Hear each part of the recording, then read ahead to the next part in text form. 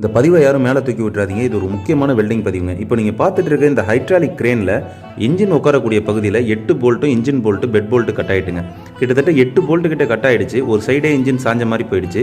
நிறைய ஒர்க் ஷாப்பில் இதோட ஆப்ரேட்டர் கேட்டிருக்காரு, இந்த போல்ட்லாம் கொஞ்சம் எடுத்து கொடுங்கன்னு. நிறைய ஒர்க் ஷாப்பில் இதை ரிஜெக்ட் பண்ணிட்டாங்க, எடுக்கல. அதுக்கு காரணம் என்னென்னா, ஒரு ஆள் போய் உள்ளே உட்காந்து வெல்டிங் பண்ண முடியாத அளவுக்கு இடமே ரொம்ப கம்மியான இடம். இப்போ உங்களுக்கு பார்த்தாலே தெரியும், அந்த வெல்டிங் ராடு நான் ரொம்ப ஒரு கால் வெல்டிங் ராடை வச்சு தான் கொஞ்சம் கொஞ்சமாக உடஞ்ச போல்ட்டு மேலே மெட்டல் ஏற்றி மேலே கொண்டு வந்திருக்கேன். பார்த்தீங்களா?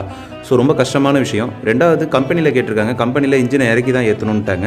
நிறைய நண்பர்கள் ஓட்டை போட்டு எடுக்கலான்னு சொல்லுவீங்க. அந்த மாதிரி ஓட்டையெல்லாம் இதில் போட்டு எடுக்க முடியாதுங்க. ஏன்னா இடம் ரொம்ப கம்மியான இடம். ஸோ வெல்டிங் மட்டும்தான் இதுக்கு ஒரே தீர்வு. நான் பார்த்தீங்கன்னா 8 போல்ட்டையுமே கொஞ்சம் கொஞ்சமாக வெல்டிங் பண்ணி மெட்டல் ஏற்றி இப்போ ஒரு போல்ட்டை பற்ற வச்சு எடுக்க ட்ரை பண்ணேன்.